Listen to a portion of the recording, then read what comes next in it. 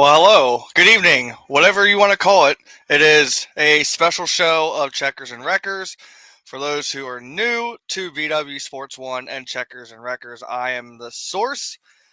Normally, I have my co-host Tommy Boy here with me, but he's doing stuff with family tonight, so he couldn't make it. But this is our first show on the VW Sports One page. As some of you who have followed us on our Checkers and Wreckers page have noticed, we lost the page, so here we are. Good show tonight. I hope this should be fun. Got some motorsports news to talk about. I got some dirt to talk about, and then we're going to get into the big one, the Chili Bowl. Yes, that is dirt. I understand that. It is part of the dirt segment. The show is mostly dirt tonight. But the Chili Bowl, that's the big event. Starts next week, starts on Monday, goes all the way to Saturday, and we'll talk a little bit about that. We'll preview it. We'll talk about some names that are on the list, some names that aren't on the entry list, and it should just be fun. We're going to have a little bit of fun with this, so please, if you have comments, questions, go ahead and post them. I'm going to answer them as best as I can. So let's go ahead and get started. We're going to go ahead and get into some NASCAR, IndyCar, F1 news. Before I get to that, though, if you look at the bottom, thanks to all of our proud sponsors here on the network. Without them, none of these shows would go on. So we thank all of them. Please check them out. But let's get into some other motorsports news tonight. Yep, I will get into that here, Joe, in a little bit. So here's some off-season news. I got three of the headlines from each of the big series. Congratulations to all three champions of each series. We got Joey Logano in NASCAR. We'll start off with there. What a year they had. A new car, just some great racing all over the place, and Logano comes out on top. But going into 2023 now, we have some new faces in some new places. And what I mean by that is, as you can see, the big story in the offseason was Kyle Busch. And where's Kyle Busch going to go? Because obviously the deal with Joe Gibbs wasn't going to happen. And it's unfortunate because he's probably he's my favorite driver, one of the best drivers in the sport. He goes to RCR. Surprise move by a lot of people. A lot of people thought moving Tyler Reddick to 23XI. He wasn't supposed to go there for another year. He's supposed to finish out in 2023 at RCR, but they allowed him to go over to 23XI after Kurt Busch basically said, I'm not going to be racing at least full-time anymore, which is a shame. Our 2004 champion, after his accident at Pocono, he just hasn't been able to get back behind the wheel of a car. So Kyle Busch goes to RCR. Tyler Reddick becomes a Toyota driver, goes to 23XI. AJ Allmendinger moves up to Kaulig to drive their Cup car. And it opened the door now for Ty Gibbs to move from the Xfinity car for Joe Gibbs to the Cup side. He will be driving the 54. A lot of people thought it was going to be the 18, but Joe Gibbs said 18 is going to be shelved for a little bit. So we'll see. The 18's been a staple to Joe Gibbs Racing since the beginning. So we'll see where that goes. Nice to see, though, Kyle Busch in a ride. And hopefully that's good success for both him and Richard. And we will see some wins out of him and Austin Dillon. I think it's going to make Austin Dillon better. The other big news story a lot of people heard about, Jimmy Johnson is back into NASCAR. He joined as a part owner of Petty GMS and will run select races, I think, including the Daytona 500. I think he is eligible still for the All-Star race at North Wilkesboro, and I believe he's also eligible for the Clash. I could be wrong. But welcome back to Jimmy. That's a great boost for them. A lot of people thought that he would run someplace else, maybe try a chance to get back into Hendrick or whatever, but it's a great fit for him just to run a part-time schedule. So we'll see how he does. But it's nice to see him back in NASCAR after his little stint in IndyCar. He wasn't terrible in Indy. It came to ovals, road courses. We've talked about that before. It's hit or miss for him. Um, yeah, can't keep a 7-time champion out of the sport very long, can we?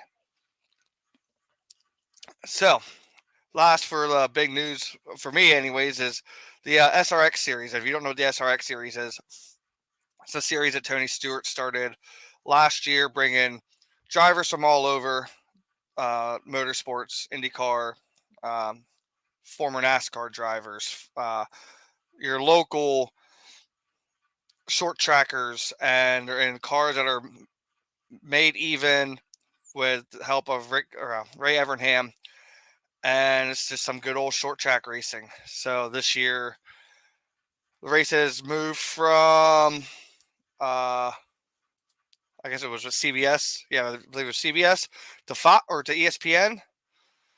Thursday nights, Thursday Night Thunder. If you remember back in the day, Thursday Night Thunder used to be a big thing on ESPN, ESPN2, you name it, any part of ESPN. It opens the door for ARCA to join Fox Sports now for all of 2023. They were on Flow, so if you are a Flow subscriber, they were on all last year on Flow, so now it is now on a national broadcast level.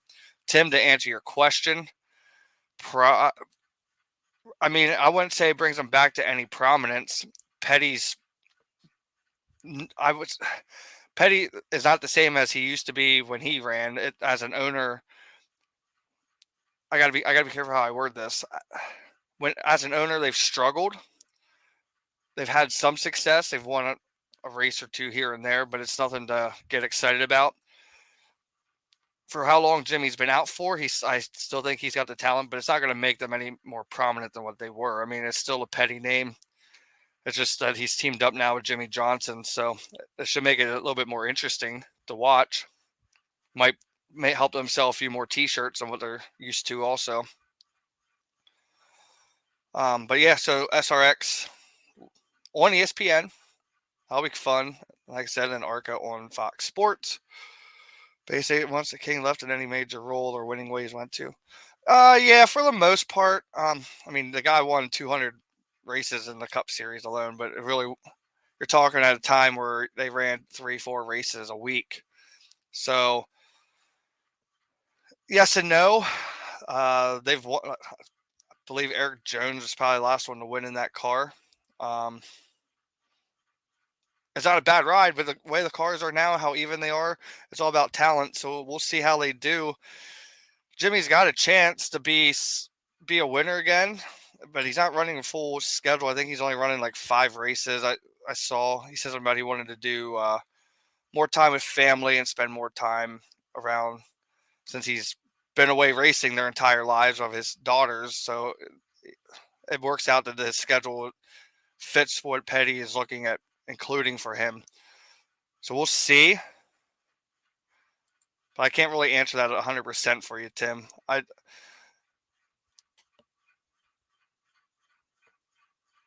Okay, well, we'll go to the IndyCar. If you have any more, I'll include them. Don't worry. I'm trying to do this as I read as I go. IndyCar, Will Power wins the championship. Actually, I was quite surprised he won the championship.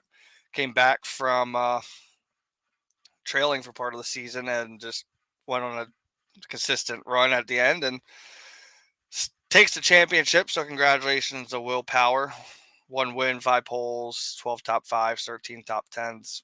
Pretty good points battle for the year, though. So hopefully we see more of that for this year. I got to remember we're in 2023 now. Some news in the offseason, Alexander Rossi going to McLaren. That we talked about that on a previous show. There was talks that he was going. Ganassi said, we talked about it when we talked about Pillow going to wherever. Ganassi said you're not getting out of that contract, and there was questions whether or not if Rossi would go anywhere. But as you can see, Rossi went to McLaren now. Kyle Kirkwood to Andretti and Santino Ferrucci to AJ Foyt. Smart move for Ferrucci. Ferrucci, I think, is a very underrated driver. And I'm going to have to look. I'm pretty sure he's running the Chili Bowl. Very versatile guy. So we'll see how that goes for him. AJ Foyt, eh, obviously it's not McLaren, it's not Andretti, but it's still a pretty good name ride for him. They added a new circuit, the streets of Detroit. I'm trying to get through this somewhat quick because the dirt part's going to take me a little bit here. So if I'm wrong on anything, I apologize. Um, yeah, they do need more ovals, Joe, and I'll show that here. Joe Stetson. IndyCar does need more ovals, so you're right. I'm an oval guy too. I think the oval racing is good, but they did add the streets of Detroit on June 4th, so we'll see how that goes. And then in regards to Tim here for the race in Detroit, did Baltimore try doing this? Yes, they did. The racing down there was actually pretty good though, and some of their street racing has been good in the past. Don't know how it's going to be because of the way the cars are now. And I don't really know what the layout of the track is going to look like. So we'll see how that goes. Um, but it can't be bad. And like Joe said, it is just a different layout. Road racing is road racing, whether it's on a street or an actual course. So the guys that are going to be really good are going to be really good. The guys that are really bad are going to be really bad. It's just the way it is. Yeah, they used to run at the park and they just moved it into the city. So that answers that part. And then the big thing here is there was, for our iRacing people and people that follow IndyCar, there was a article that came out about Indy and iRacing. Basically, the license agreement with Indy and iRacing ended, and it's not being renewed. Kind of saw it coming because Indy and Monster Games are working on a new IndyCar game for consoles.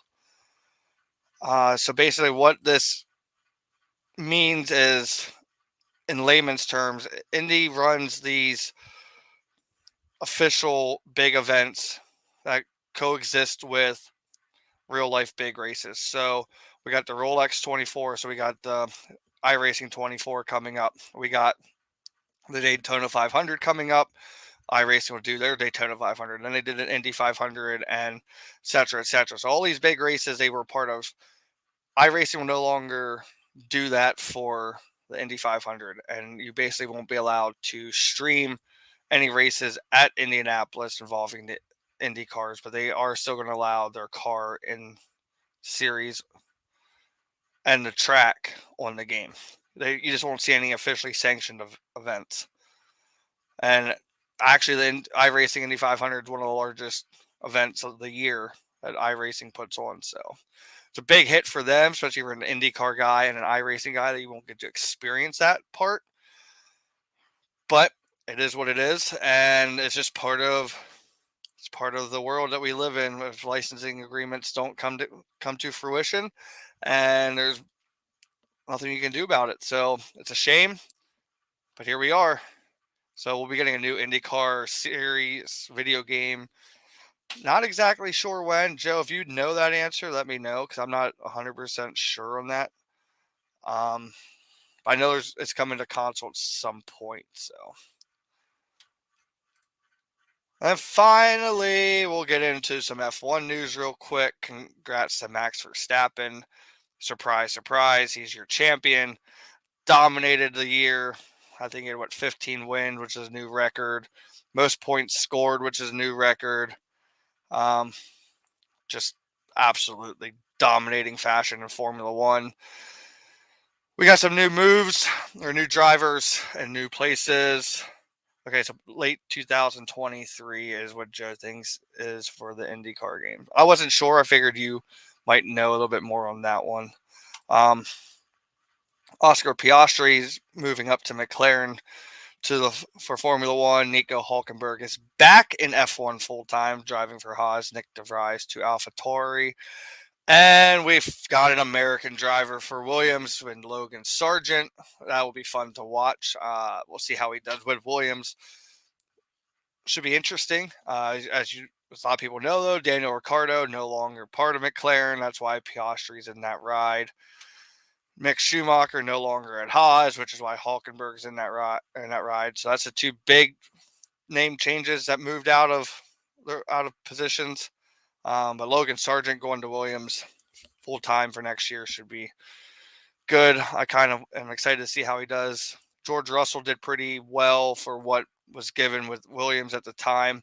So if Sargent can score a couple points here and there, it's going to be successful for him.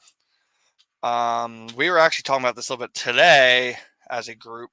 Andretti, Michael Andretti, uh, and Cadillac. It's technically GM, but it's going to be part of the Cadillac, are teaming up for an All-American F1 team bid in 2026.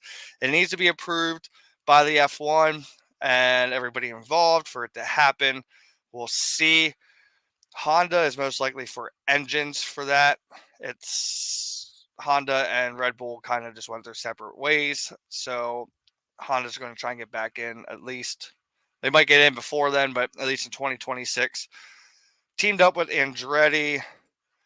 Why Cadillac? Just name value. Never figured GM to get into F1. Maybe because I like Ford more. It's why not? I mean, you're kind of right on the name value, but you're also talking like we've had so many different manufacturers over the year in F1. I can remember even Porsche being involved,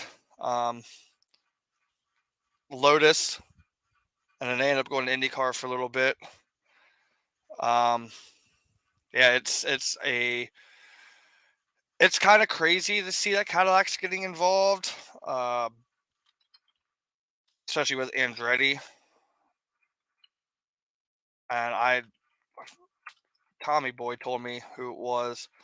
I believe they still have a part of Honda, but they left after 2021, and they were continuing to supply complete engines from Japan to the team under the brand Red Bull powertrains until 2025, Joe. So technically, they're still part of Red Bull, but it's not really as a Honda name. It's under Red Bull powertrains. I know Honda and GM are trying to tag team in the electric car. You're right, because I mean you're obviously involved in cars, Tim. But it's just nice to see a brand like Cadillac, and why not? If GM is American product, why not put American product with an American team and go into one of the biggest sports in the world, one of the racing sports in the world? New schedule came out too, 23 races, the largest schedule that F1 has had in the history of the sport. 3 U.S. dates, including Miami, which debuted last year, Austin, which is at Circuit of the Americas, and a new Las Vegas around, I believe it's Thanksgiving at the end of the year. Actually, I'm going to talk about that, Tim. Let me get through this part here real quick. So the new schedule looks pretty big compared. I mean, obviously for 23 races, you get the return of Singapore, and I think Qatar is back on the map. Or on the schedule. I'd have to double check on that. It's nice to see the 3 American dates. The whole Las Vegas race is going to be kind of. I'm not sure on that yet.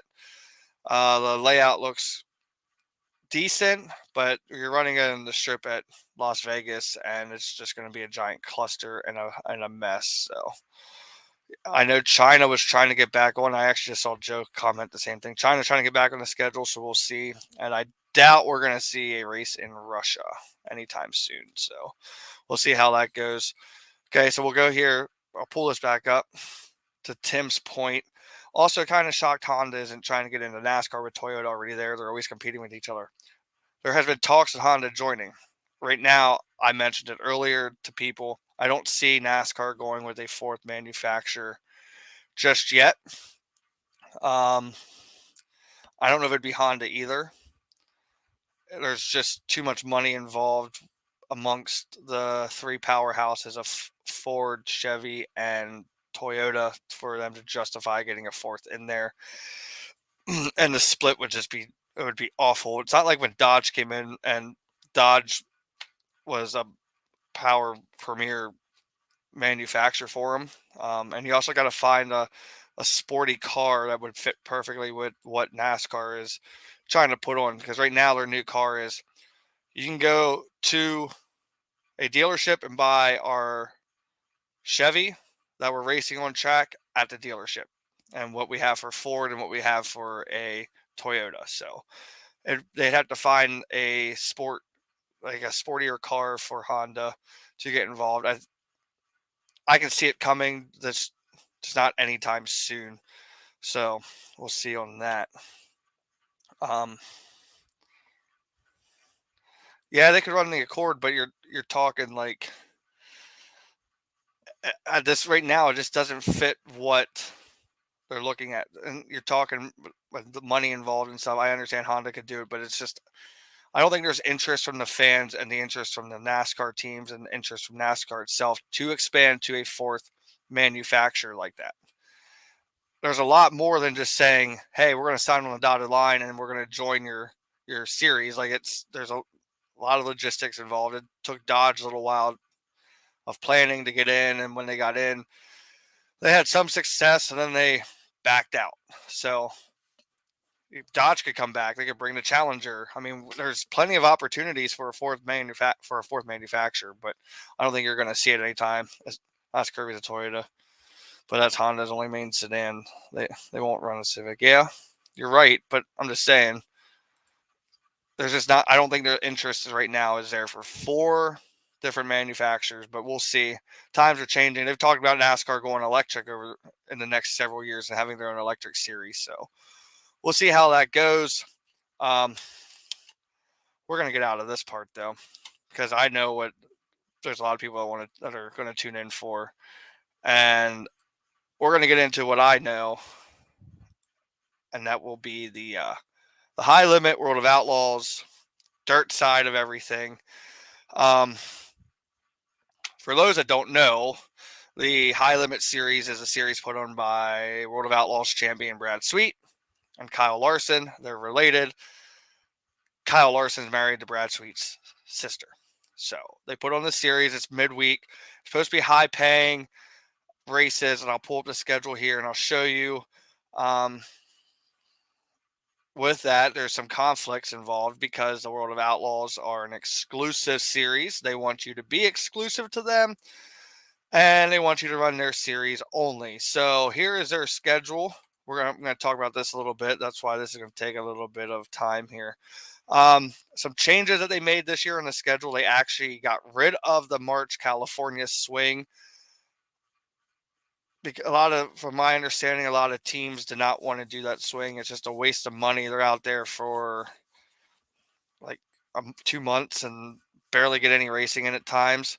So to replace that, they are now running Pennsylvania. They added 2 Port Royal dates, a Williams Grove date and a Lincoln date. Go back to Talladega in Alabama, go to the Midwest, and then they work their way back east. So there's a little bit of people that are upset about that because of going east, Midwest, back to the east. But for the teams, most of them based on this side of the Mississippi, and it works out for them. And then they do go out to the West Coast later on in the year after they get through the Knoxville Nationals. They added another Knoxville weekend. Houston's with a big race.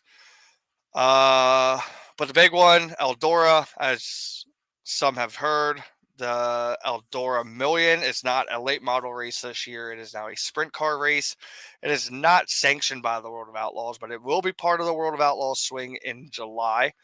So that's going to draw a lot of cars. Big chance to win a lot of money from basically July through the Knoxville Nationals. You got the Eldora Million, you got the Kings Royal involved in that weekend. You got the Williams Grove Summer Nationals. You got the Ironman 55 at the beginning of August. And then you get the Knoxville Nationals and then the Jackson Nationals right after that. So from July basically 10th or 12th, whatever it is, through August 19th, lots of money on the line there. Go out to the West Coast, and they finish off here on the East Coast again, like they've done several years now. What's interesting about this, though, is they now implemented a new rule, and I want to show that to you. This is leading into what the whole high limit schedule and stuff.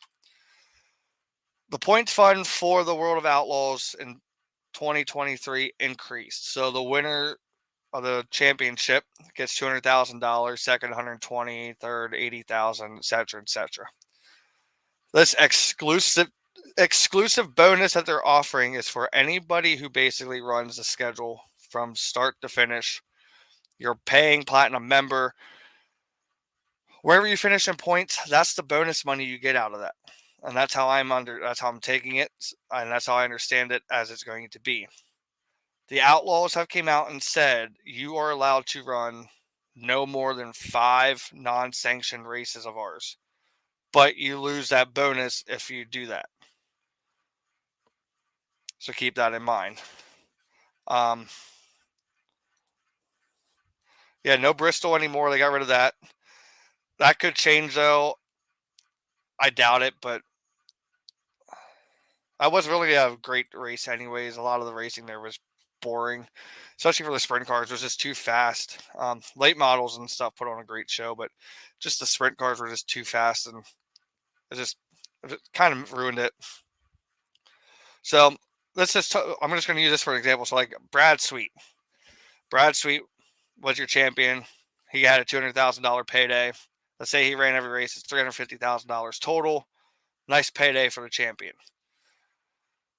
And it goes all the way down through, obviously, if they have 20 full-time drivers, the total payout for everybody running all the races is $1.7 million across the board, split amongst all of them. So that should be interesting. But this is why they're doing this, and I'm going to pull this up.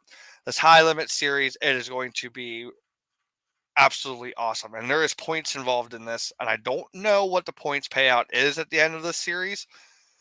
It's 12 races. But look at the payout. These are all midweek shows. You're talking like a Tuesday or Wednesday night throughout the year. 23,000 to win, 50,000 to win, 32,000 to win. All races throughout the entire country. And this is why they're telling them, yeah, you can go run them. You just don't get the bonus. Once you succeed 5 non-sanctioned races, you're done. So you don't get that bonus. You can still run for points, but hey, that sucks. You don't get the bonus, which in some cases it pays more to win than it does to get the bonus money. So there's a catch-22 to it. Let me go back to the schedule here. So we got Thunderbolt Raceway, first race non-points race. Lakeside Speedway pays 50,000. 34 Raceway pays 23. Then we get into Kokomo and Wayne County and Tri-City, which is out in the Midwest. Eagle Raceway. The one PA date that I actually like, Grandview Speedway. That is actually pretty cool. Grandview was talking about being closed for this year, and here they are. They're back. So that should be fun. Huset's, man, what a turnaround. Todd Keurig, he's the owner of Big Game Tree Stand in Houston. So really turned that place around. Got a high limit series race, and I believe this past year they had a really high paying. I think it was like $200,000 outlaw race there. Most of their races on a weekly basis are on Sundays on Dirt Vision, so that'll be cool. Lernerville getting a date is not a surprise because they don't have an outlaw sanction race there anymore, and I believe they have one all-star race, and I didn't pull the all-star schedule up. But I believe they have one all-star sanction race, and then Bridgeport, and then Lincoln Park Speedway, and that will finish that off. But it all coexists with races that the Outlaws are going to be at where they're semi-close by, like the Bridgeport race. The Outlaws will be at Williams Grove for the National Open that Friday, Saturday. Bridgeport's only in New Jersey. You're talking 3.5 hours maybe with hauling a trailer. If you're driving, maybe 3 hours, less than that to get there. So it works out. Yeah, that's going to be it's. This might be the series to watch because if this grows and starts being more and more successful over the years, this could be a run for the Outlaws they don't want. The Outlaws have had other series compete against them, like the National Sprint Tour. And obviously with the All-Stars, they're competing against them too.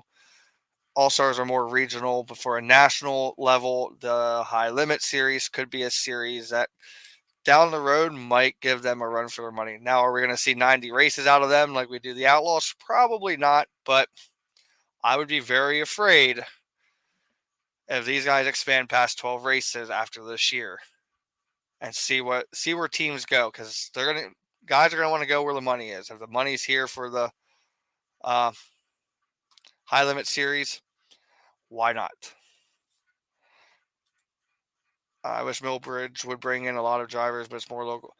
Millbridge puts on some great racing, especially for when they get the midgets and the micros and stuff down there. It is some great racing. I'd love to see them try a like 305 race down there, but I don't think the track would put on some that good of racing with them. But I'd just love to see them test even a 410, just see how it goes. Um, I know Kyle Busch's son runs down there, so does Cash Boyer and Owen Larson and stuff, and they have the carts and whatnot there. But I've seen a couple midget races there where like Chase Elliott ran and Larson and Bell, and it's really good racing. It's a good little track. I'd love to get down there to see that track sometime. So, but that's the big thing though. This high limit series is going to be an absolute massive following. It's already got a massive following. They had a couple races this past year. Great racing, great format. It's going to be interesting, especially when you got Brad Sweet and Kyle Larson involved. Obviously, there's money there, but the guys are very smart when it comes to racing and formats and whatnot. So we'll see. Now we're going to get into the big part, biggest part of dirt racing for me. Big event coming up. We just had the Tulsa shootout out in Oklahoma. Now we go into the big one, the Chili Bowl. If you know what the Chili Bowl is, it's the largest indoor midget race in the world, I would say. Over 360 entries. I know the entry list, you can't really see it. I apologize. I'll pull it up here and talk, so you don't always have to see my mug. So yeah, Chili Bowl preview 2023 starts Monday and Saturday. $10,000 to win. There is some names that are missing on this list, and I am not surprised one bit by them. You got no Kyle Larson. You got no Chris Bell. The two big guys that are favored to win every single time. There's conflicting reports as to why Kyle Larson isn't going to race. A lot of it is because earlier in the year he came out and said, for how big this race is, we should be racing for more than $10,000 to win. Whether that's why he's not racing, don't know. I know he's running the Wild West shootout in a late model, and I think that pays $10,000 to win. But that's also over 3 days and not an entire week. So take it for what it's worth. But we still got, well, Monday, a pretty good stout of drivers. I'll try and read off some of these to you. We still got Aaron Jeniton. Chase Briscoe's running. Yeah, Shane Golobic, he's not a bad open wheel racer. We got Zeb Wise, Steven Snyder Jr. from Maryland, put on a really good show down or out at Tulsa in his micro. Ryan Timms, the young hot shoe out of Oklahoma, should do really well. Can't wait to see how he does. The veteran Jerry Coons Jr. and Chris Wyndham, all guys that have a lot of experience and should have a really good qualifying night. Tuesday, you got Spencer Baston, Michael Pickens from New Zealand, which they're in their winter or their summer series down there right now. I haven't even had a chance to really go through this. So this is first for me too. Adam Andretti, no relation to the Andrettis, by the way, in case anybody's wondering. Kaylee Bryson, one of the Keith Coons Motorsports cars. I believe they have like 8 cars this year. So Keith Coons is stacked. Maybe it's 5, maybe it's 8. I don't know. I just know they put a lot of cars out there every year. Jonathan Beesom, Zach Dahm, Tim McCready. Okay. Let me tell you a little bit about Tim McCready here. Let me pull myself up here real quick. Tim McCready is an absolute stud driver. I watched that man when I went to the World Finals years ago. I watched him go from 24th to 3rd or 2nd in a late model, and then he started 21st in a big block modified and won. So and I believe he also has won the Chili Bowl championship. So yeah, that guy's as a name, as a guy that should be reckoned with here. Um, but then we got like Jacob Allen's running his first Chili Bowl. He's qualifying on Thursday. We got Briggs Danner, Alex Bright, Santino Ferrucci's on Friday. Also, there's just a lot of guys out there with a lot of experience. Sammy Swindell is back. Rico, everybody loves Rico. If you don't love Rico, sorry. um, yeah, just one of the most exciting races out there. Yeah, Alex Bowman is racing. Excuse me. He's one of the only few, I believe. I don't think Stenhouse is out there this year, or I don't remember if I saw Chase Elliott or not.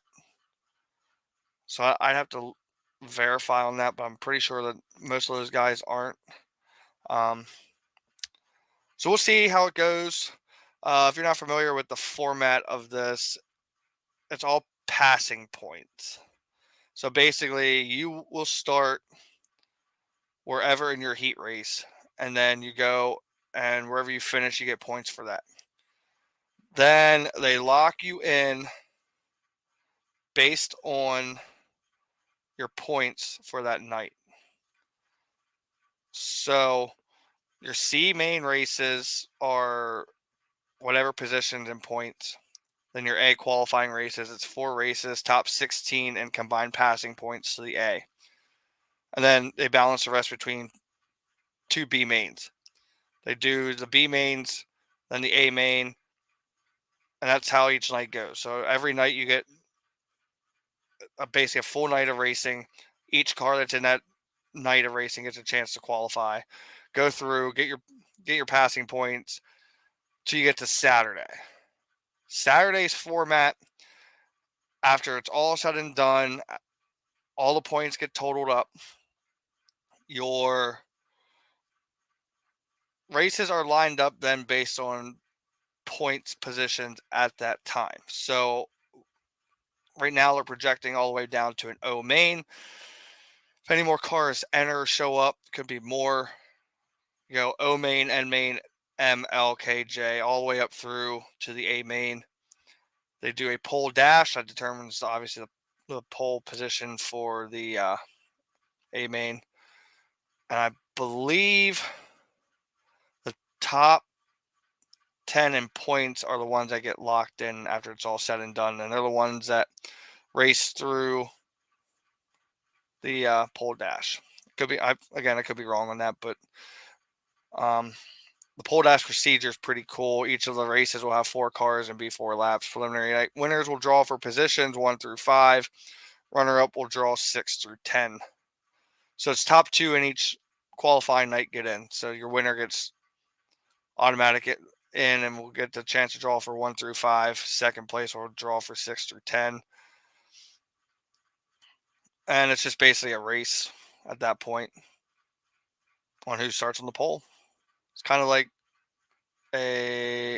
like they do down in Australia. If you follow any Australian dirt racing, they do like a pole dash down there, which is pretty nifty. I wish I could tell you what the points breakdown is because I don't have that in front of me. I just know there's a lot of points of all. I think I know Tulsa. If you started like I think 8th and got up to 3rd or whatever, you got 146 points or whatever it was. So there's a lot of points on the line. I'm actually going to go through here and tell you each night who I think is going to win. You can comment below and give me your opinion. Let's pull this up here. So on Monday night, I am going to go with Ryan Timms to take the win. That's the night Alex Bowman's racing as well. I think Timms is just a really good driver. So I'm going to go with Ryan Timms for night 1. Night 2 is just it's hard to sit here and tell you exactly who the favorites are because there's a lot of good guys out there. The obvious pick is going to be Spencer Basin, who's an outlaw driver, but I really am sold on Kaylee Bryson. I think Kaylee Bryson is a really underrated driver. She doesn't get a lot of credit for how much skill she actually has. I think it comes down to her and her teammate Buddy Kofoid, both Keith Kunz Motorsports cars. Um, but I think Kaylee Bryson is going to get a preliminary night win. Wednesday night, I'm just going to say it, slamming Sammy Swindell. So if you start one in your race Monday, Joe, and you pass nobody, how do you get points? There's a base point per point. So I'll just use these numbers for an example. So if you start on a pole and win, that's 100 points. But if a guy starts 8th and passes all the way up through, he can score more points than you. If nobody passes, you get whatever the base points are. But the more cars you pass, the more points you get. That's how that works. So like, it's a disadvantage to be starting on the pole and winning your heat races. You want to be pinned in your heat race and pass cars, whether you win or not. That's not really going to matter unless you start dead last. Then you come up through the field, then you have a chance of winning and scoring a lot of points out of that. If that makes sense to you, I mean, it's rewarding guys for passing is what you're doing. Like, you want these guys to go out there. You want them to, like, not just sit back and twiddle their thumbs like, oh, okay, well, I'm going to finish 3rd, so I'm going to be guaranteed a spot into the A main. Like, no, you need to go out there and you need to work your way up there and prove that you're the best of the best, and that's why they do it on a passing point format. So, but yeah, Wednesday, I'll take Sammy Swindell on that one. Thursday is actually a pretty stacked field because you got Tim Buckwater, Emerson Axum, JJ Yaley, a lot of open wheel midget experience in Wednesday or Thursday's qualifying night. CJ Leary. A lot of people forget about CJ Leary. CJ Leary is a very experienced dirt racer. So I'm going to go out on a limb, and I think CJ Leary's probably going to lose to Jason McDougal. I'm sorry, I couldn't help but pick McDougal. McDougal is actually pretty good.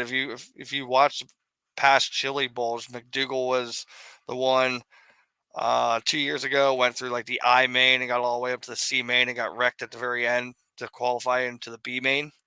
So he's a talented driver, and I believe he is still dating Dale Earnhardt's granddaughter, Carson Elledge. I think. I'm not sure. Don't quote me on that. But we'll go with it. And then Friday, not a whole lot of cars. I'm going to go with the hometown boys on this one, Alex Bright and Briggs Danner, both from Pennsylvania, local to me. Alex Bright. Alex Bright, watching him run a 410 sprint car has been cool, but him and a midget around here has always been one of the most exciting things ever. And Briggs Danner is just a talent that I can't even describe. He's a hot shoe.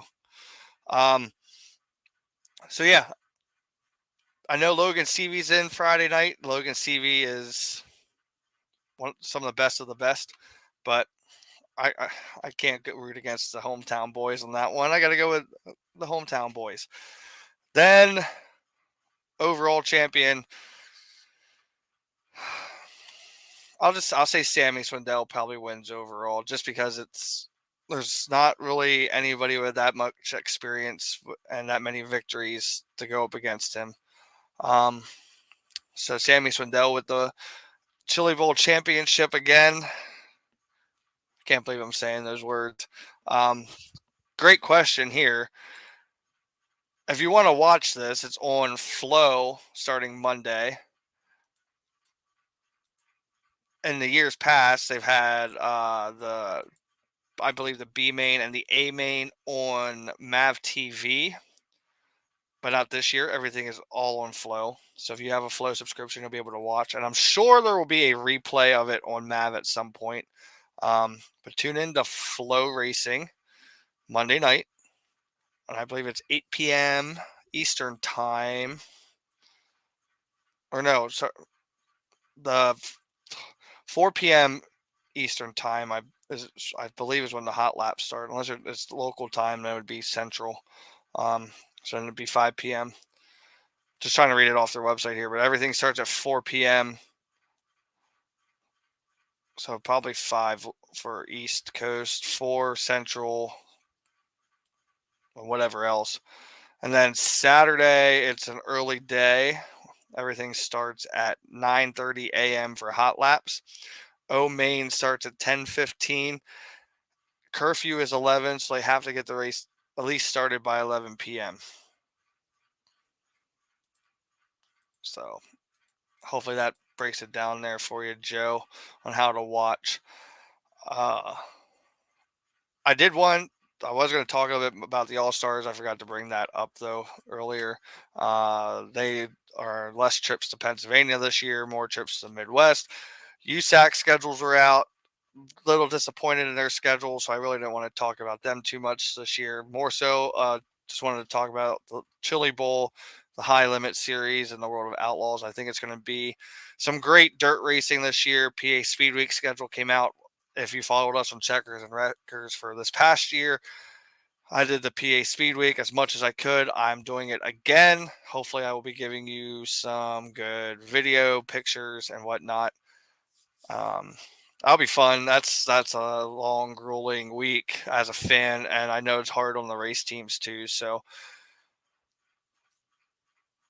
that is tonight's show for the most part. I did want to end with this though. This actually means a lot to me. If you are a motorsports fan, you have seen this name pop up numerous times on race broadcast and whatnot.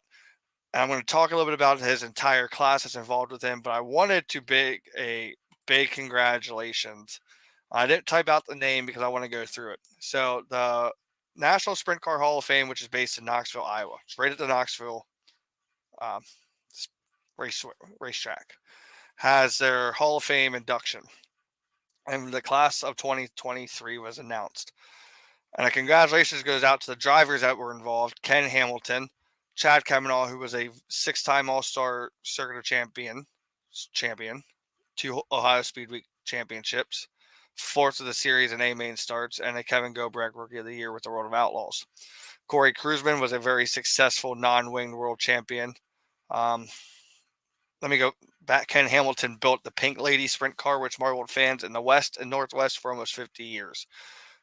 And he promoted the Meridian Speedway in Idaho for 20 years. Bobby Marshall, before he was asked by Ted Johnson to be an original traveling member of the World of Outlaws, was named the 1972 Texas Sprint Association Rookie of the Year and won the first 2 Devil's Bowl Winter Nationals. He has 108 career sprint car wins. And then Joey Saldana, his father Joe is an inductee, but Joey drove the Casey Kane Racing number 9 at one point, and I remember watching him run even as long as like within the last 10 years. So congratulations to the drivers, owners, and mechanics. Johnny Capples, he was part of the New Mexico Racing Association and won his first USAC feature. He was he followed fellow New Mexican drivers Bobby and Al Unser to Indiana, and was part of the USAC Senior Vice President and Director of Competition in '92 and their board of directors from 2010 to 2010, or 2002 to 2010. Paul Hazen was a staple sprint car owner in Indiana, and he has wins with the likes of Kevin Thomas, Tracy Hines, Jay Drake, Dave Darlin, Jeff Gordon, and Brian Clausen. Tommy Sanders was a mechanic from here in Central PA and had many wins with Doug Wolfgang and Keith Kaufman and car owner Al Hamilton. He also built Sammy Swindell's 1997 World of Outlaw Championship car, among many other winners and titleists. Here's where my congratulations go out to, because one of them is from around here and one of them is a guy I've followed throughout his career. So the first is Alan Kreitzer. He's a promoter here in Central PA. Alan was a promoter about the